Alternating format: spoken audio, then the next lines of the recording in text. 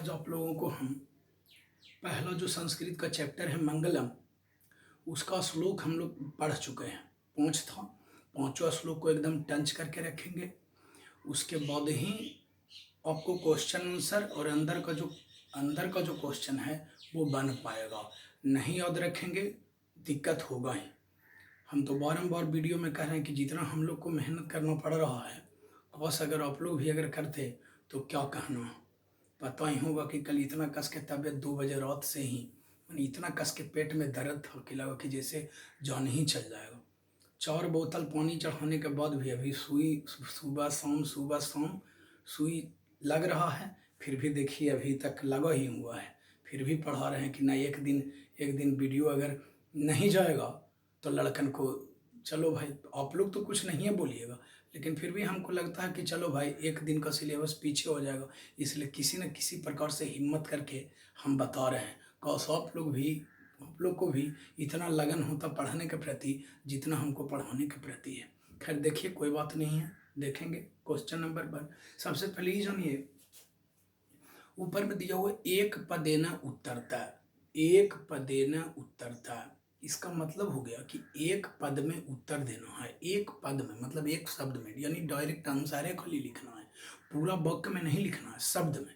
देखिए, हिरण्मयेन पत्रेण, हिरण्मयेन पत्रेण कस्य मुखम अपि हितम। तो देखिए हिरण्मयेन का मतलब हो गया, बतेबे किए थे, ज्योतिर्मय। पत्रेण माने आवरण से, ज्योतिर्मय आवरण से, कस्य माने किसका, मुखम माने मुख, अपिहितम माने ढका हुआ है। तो पहला का हिंदी हो गया, पहले प्रश्न का हिंदी जरूर करेंगे तब ये याद होगा कि ज्योतिर्मय आवरण से किसका मुख ढका हुआ है। तो पढ़े हैं ना कि किसका मुंह ढका हुआ है, सत्य का ना। कहे कि श्लोकवा के हिंदी में था, हे सूर्य सत्य का मुंह ज्योतिर्मय आवरण से ढका हुआ है। तो देखिए आंसर हो गया सत्यस्य। यहाँ कह रहा था कस्य मुख, मतलब किसका मुख, तो आंसर हो गया सत्य का मुख। एक बार और बताते हैं, ज्योतिर्मय आवरण से, ज्योतिर्मय आवरण से किसका मुख ढका हुआ है, तो आंसर हो गया सत्यस्य, मतलब सत्य का। क्वेश्चन नंबर 2 की ओर बढ़ेंगे। सत्य धर्माय प्राप्तये, यानी सत्य धर्मवानों की प्राप्ति के लिए, सत्य धर्मवानों की प्राप्ति के लिए किम, किम माने क्या, अपब्रिनु माने हटा दें। तो देखिए सत्य धर्मवानों की प्राप्ति के लिए क्या हटा दें, यानी सत्य का मुख जो ज्योतिर्मय आवरण से ढका हुआ है उसी को ना हटाना है। तो कह रहा है सत्य धर्मवानों की प्राप्ति के लिए क्या हटा दें, तो आंसर होगा हिरण्मयेन पत्रम, मतलब ज्योतिर्मय आवरण को, यानी ज्योतिर्मय आवरण से जो सत्य का मुख ढका हुआ है उसी को हटाइए। तो आंसर हो गया हिरण्मयेन पत्रम, मतलब ज्योतिर्मय आवरण को। क्वेश्चन नंबर 3, ब्राह्मण मुखम केन आच्छादितम अस्ति, यानी ब्राह्मण का मुख किससे ढका हुआ है, ब्राह्मण का मुख किससे ढका हुआ है, तो आंसर होगा सत्येन। सत्येन मीन्स सत्य से। आगे, महतो महियान का, महतो महियान कह का मतलब हो गया महान से महान, बतेबे किया श्लोक में। महतो महियान का मतलब हो गया महान से महान।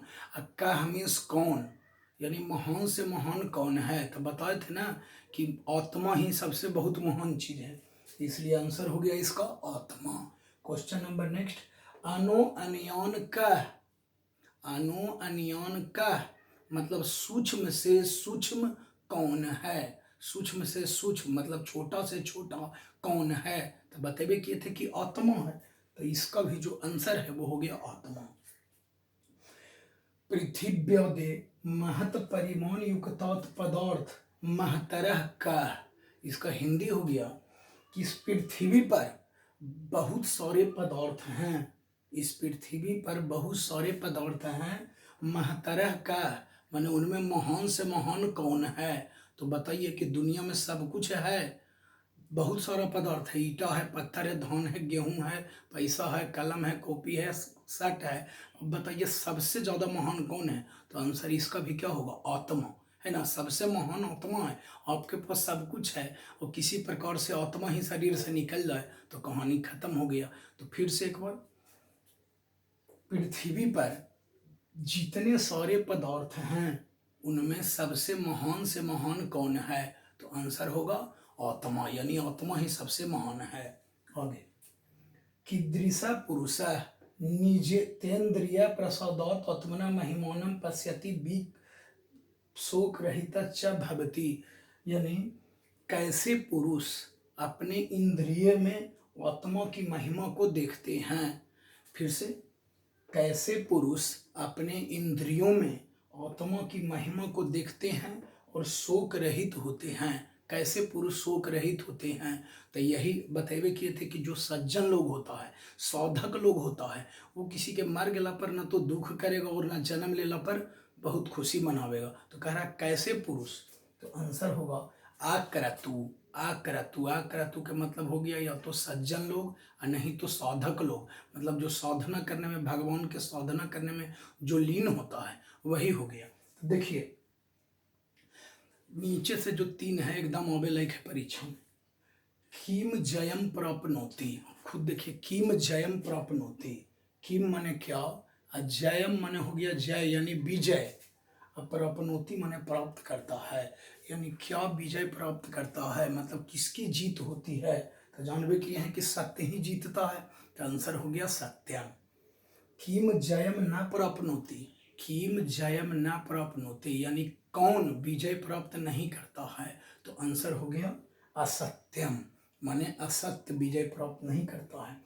क नाम रूपांच विहाय समुद्रे अस्तम गच्छन्ति, यानी क्या, क्या अपने नाम रूप को छोड़कर, विहाय माने छोड़कर, समुद्रे माने समुद्र में, अस्तम गच्छन्ति यानी समुद्र में विलीन हो जाता है। यानी क्या,